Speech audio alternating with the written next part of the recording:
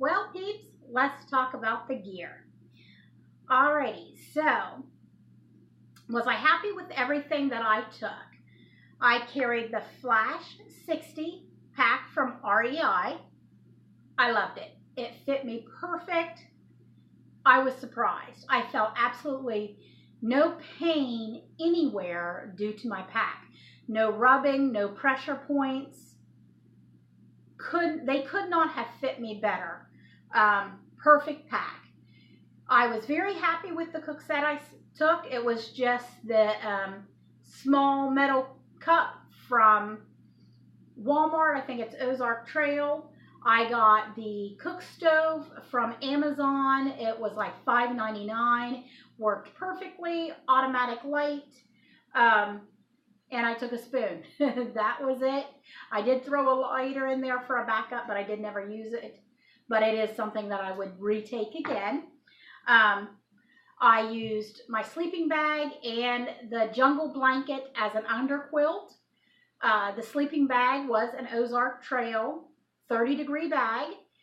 The underquilt, like I said, was a jungle blanket. I got that off of Amazon. Both worked perfectly fine. I was very toasty through the night, and a couple of the other people I had talked to on the trail was actually cold that night, where I must have set up my hammock correctly because I never even felt chilled. I had a very pleasant evening.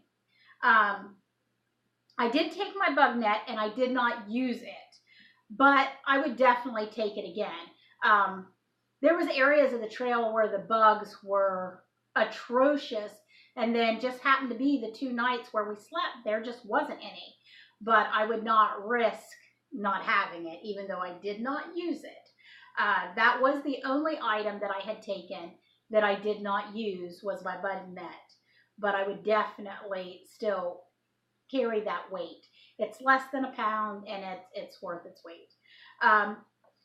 Now, I had taken the fanny pack. Now, the water bottles that come with the fanny pack, I was not happy with. They didn't, of course, fit my filtration device. And they, for empty bottles, when you took an empty bottle compared to those, they were quite weighty. So I stopped on the way and I got me some electrolyte Propel water, and I carried the 2 bottles. They fit my water filter perfectly, and it was nice having this lightweight. Plus, the water bottles that come with this, they did not fit properly in the pockets that was made for them. Those water bottles were straight down. So once you put them in there and you cinched, there was still nothing in there to hold them in place. So when I bent over, because I tested it just to see, I thought, what's holding this in? The cinch that they had in the bottle, the groove, was up here, a good 2 inches above the elastic, let alone the cinch that's all the way down here. So there was nothing that would hold those bottles in. So if I bent over, the bottles did flop out of the waste pouch. So when I found these Propel, I was like, those look like they concave so well down here at the bottom, they look like they're going to fit perfect. And they do. You put them in there, you pull the cinch, and the cinch is in that groove perfectly. It feels like the Propel bottle was made for this fanny pack. So the bottles of the fanny pack had to go. And then let's talk about the fanny pack itself. When I put it on, it was pretty weighty. I had put in a full day's worth of food, 2 bottles of water, my filtration device, bug net, and I had something else in there. Oh, my compass was in the front, both of my phones, my action camera, which I forgot my memory card for, so I never did get to use it. So that's another item that I took and didn't use, but yes, I'd take again. I just make sure I remember my memory card for it. But the fanny pack itself rode on my front funny.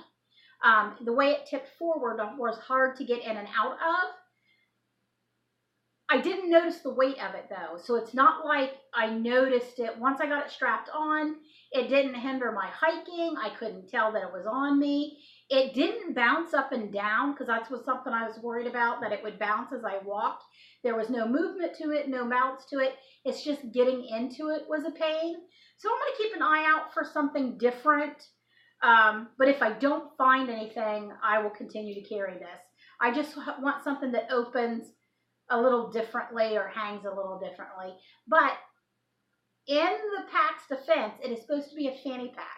So you are supposed to be wearing it behind you, and I had it turned around wearing it on my front. So it is not a waist pouch. It is a fanny pack. So the design on it, how it showed it in the picture, it showed it wearing it behind you, riding on your bum. Okay, so clothing that I wore. I hiked in the same outfit every day. So it was the same leggings, the same top. Now, I had taken both of these tops. Day one, I didn't put on the short sleeve because I was slightly chilly, so I wore the long sleeve. Never changed out of it. It is such a lightweight top. Very, very thin. I can see the camera through it. It's that thin.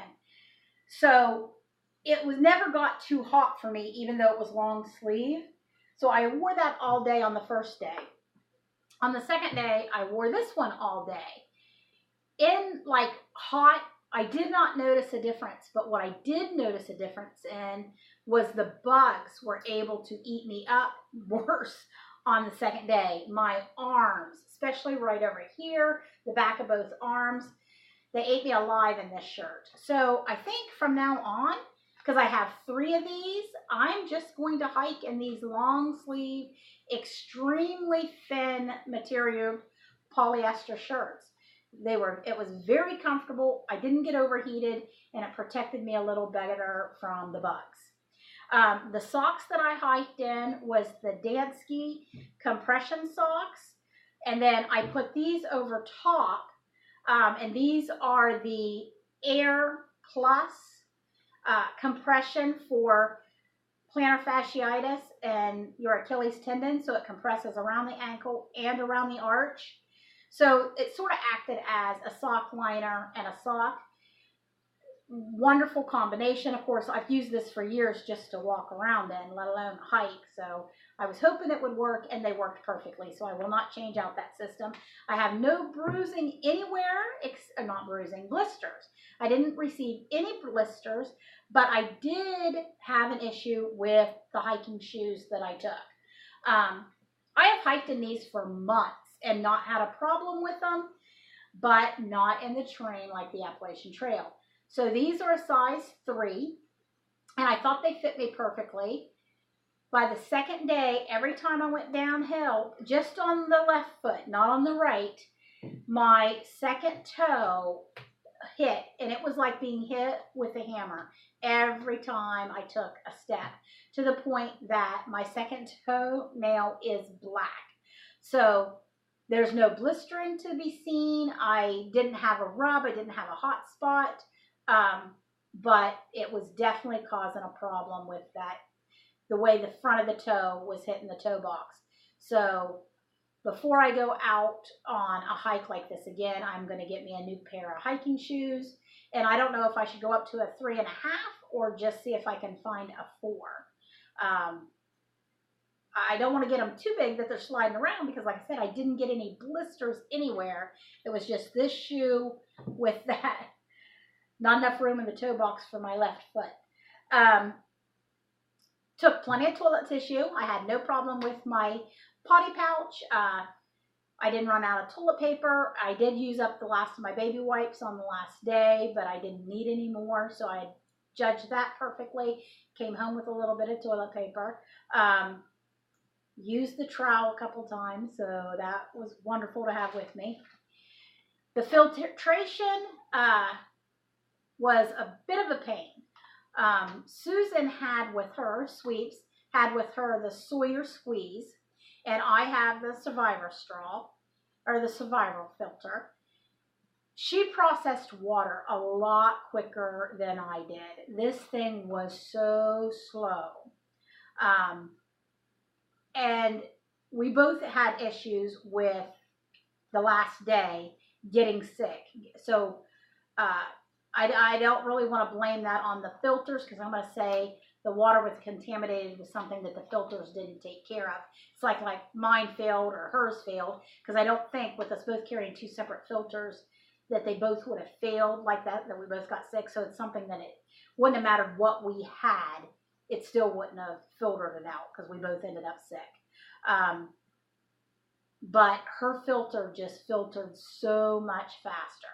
So I'm going to keep this in like my car kit and with my bushcraft stuff, but I am for hiking going to get the Sawyer squeeze before I go out again. And then the last item to talk about is food. Okay, so I had packaged my food into 1,500 calorie packs, all keto approved. So this whole packet was less than 20 net carbs and worked out perfectly as a keto packet. The problem is I didn't eat anything in this one. I ate 1 energy pod out of this one, and I ate the energy pod, a packet of Spam, a cup of coffee, and the Nor Cube's in there. I must take the Nor Cube out of here, and a Nor Cube. So in the 3 days, that's all I had eaten.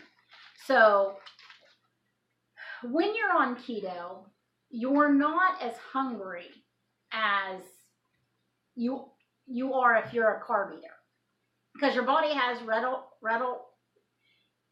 ready fuel source constantly. So it's not like, where's my carbohydrates? It's, where's my fat? Oh, it's right here. I got it. I don't have to worry about it. So the whole time I was on the trail, I never ever felt hungry. The items I did eat, I forced myself to eat, and when I ate them, I felt a little nauseous.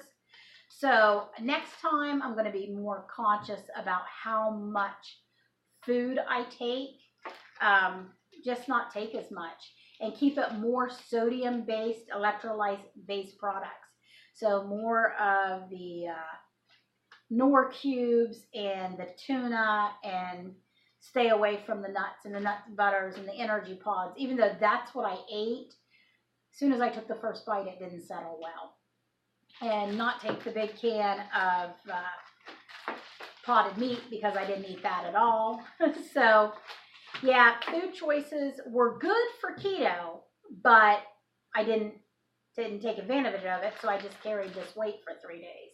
So I will revamp the food choices and not take as much out the next time. But other than that, I was pretty impressed with my first hiking experiment, because normally I was a car camper or a day hiker where I was within reach of my car if I forgot something in there and needed to go get it. So this was the first time of, if you forgot it, oh well, you're out of luck. So I think I did pretty good. All right, you guys have a great day, and I can't wait to see you on the next adventure. Blessings.